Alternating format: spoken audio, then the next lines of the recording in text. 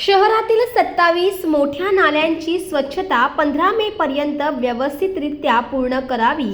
तसेच रस्त्यांच्या बाजूच्या सांडपाणी वाहिन्या आणि गावठाण झोपडपट्टी आणि भागातील गटारे यांचीही स्वच्छता 30 एप्रिल पर्यंत पूर्ण करावी. त्याचप्रमाणे शहरात सुरू असणारे पदपथ, गटारे, रस्त्यांची कामे देखील 15 मे पर्यंत पूर्ण करण्याच्या सूचना पालिका आयुक्त कैलास शिंदे यांनी दिल्यात.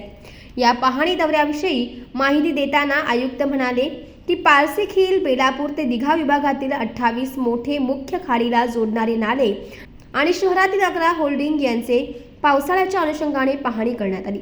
मोठ्या नाल्यामधील गाळ 15 मे पर्यंत काढून स्वच्छ करण्याच्या सूचना दिल्यात. आपण दरवर्षी पावसाळ्यापूर्वी सर्व मोठे जे नाले असतात, विशेषतः पाणी वाहून येणारी जी आहे ती साफसफाई करत असतो.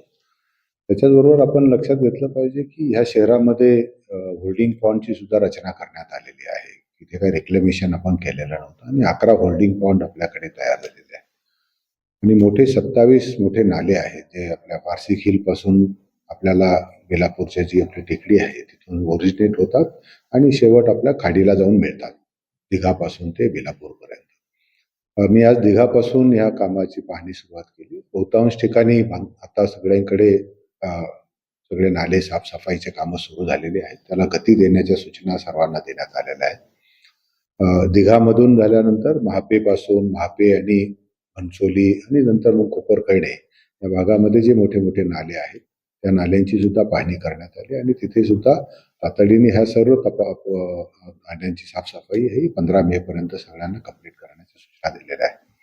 आपल्याला कल्पना असेल की मागच्या वर्षी आपण ज्यावेळेस आपल्या बेलापूरच्या होल्डिंग पॉन्डमध्ये असलेलं पंप हाऊसचं काम चालू होतं आणि ते तिथे आपण एक तात्पुरता बंधारा बांधलेला होता. तो बंधारा काढायचा राहून गेला. दरम्यानच्या काळामध्ये पाऊस आला आणि सगळ्या आपल्याला त्या बेलापूरच्या सेक्टरमध्ये पूर्ण आपल्याला पाणी झालं. नागरिकांना त्याचा निश्चितपणे त्रास झाला आणि याची एन्क्वायरी केल्यानंतर असं लक्षात आलं की हा जो काही बंधाऱ्याचे फ्लॅपगेट जे होते ती फ्लॅपगेट कशी ती बंद राहिलेली होती.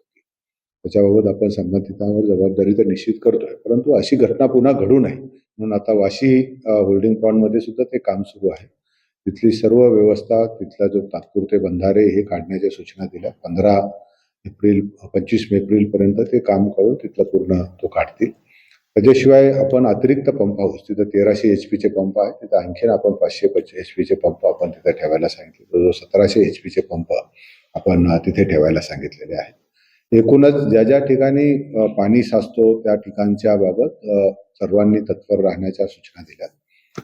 होल्डिंग पॉन्ड बाबत निश्चितपणे आपल्याला त्याची क्षमता वाढवण्यासाठी आपण काम करतो. त्याचे सुद्धा आता फॉरेस्ट डिपार्टमेंटकडे आपण पूर्ण प्रस्ताव सादर केलेले आहे. त्यांची पाहणी झालेली आहे. नजीकच्या काळामध्ये त्यांची मान्यता मिळेल आणि नंतर हे सर्व होल्डिंग पॉन्ड त्याची सर्व क्षमता आपण स्थापित करणार आहोत. जवळजवळ 80% क्षमता ही आता कमी झालेली आहे. त्यामुळे आपल्याला मोठे पाऊस झाल्यानंतर शहरामध्ये पूरस्थितीसारखं किंवा पाणी साचल्यासारखी परिस्थिती तयार होते. 22 तारखेला मी माझ्याकडे पूर्ण सर्वच यंत्रणांची बैठका आम्ही आता घेतलेल्या आहेत पावसाळ्यापूर्वी. विशेषतः जे आपण भाजीपाला बाजार आहे त्याच्यामध्ये पुन्हा पाणी साचण्याचे भरपूर प्रकार होतात. त्यामुळे APMCच्या सर्व मार्केटमधले सगळे नाली आणि गटार्स क्लीन करून त्याचा पाण्याचा निचरा होईल. अतिरिक्त पंप लागत असेल तर ते अतिरिक्त पंप सुद्धा तिथे टाकले पाहिजे, म्हणजे नागरिकांना त्याचा त्रास होणार नाही याची सुद्धा आपण त्याची खात्री करणार आहोत. मागच्या वेळेस आपल्याला ठाणे बेलापूर रोडवर पण महापेमधून ज्यावेळेस पाणी आलं खाली होतं त्यावेळेस माझे आता त्या इंडस्ट्री आणि बुलेट ट्रेनचे कामाचे तिथे सुरू होतं. MIDCच्या अधिकाऱ्यांबरोबर माझी चर्चा झालेली आहे. तिथल्या ज्या दुरुस्त करायच्या होत्या त्यांना सर्वांना सूचना दिल्या आणि त्याही एक 15-10 मे पर्यंत ती सर्व कामं पूर्ण करण्याची सूचना दिलेल्या आहेत.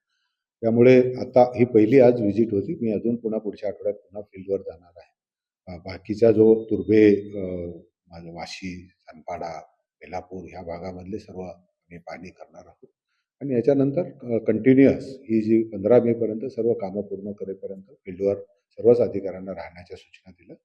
मला खात्री आहे की हे सर्व कामं पूर्ण केल्यानंतर नागरिकांना कुठलीही गैरसोय होणार नाही पाणी साचण्याची, याची आपण निश्चितपणे दक्षता घेतली जाईल. तर शहरामध्ये काही खोदकामं सुरू आहेत, पदपथांच्या आहेत, रस्त्याच्या आहेत. पण पावसाळा सुद्धा आलेला आहे. त्या अनुषंगाने त्यांना काही सूचना देण्यात येणार आहेत. आपल्याला लक्षात घेतलं पाहिजे की ही बांधकामं करण्यासाठी आपल्याला जो कालावधी मिळतो, पाऊस संपल्यानंतर ते पाऊस येईपर्यंतचा, आपल्याला तसं आपण जवळ-जवळ जूनपासून आपल्याकडे आता मेपासूनच पाऊस यायला लागला. पूर्वी आपण 1 जूनपासून कामं बंद करायचो. पण आता मी जसं आदेश पण सांगितलं, की 15 मे पर्यंतच ही सर्व कामं पूर्ण करायला सांगितलेली आहेत. काही काम पूर्ण होऊ शकलं नाही, तर त्याला आपलं सुरक्षित याच्यापर्यंत आणून ते काम तिथं बंद केलं पाहिजे आणि पुढच्या पाऊस संपल्यानंतर ती कामं घेतली पाहिजे, अशा सूचनासुद्धा मी सर्वांना दिल्या आहेत.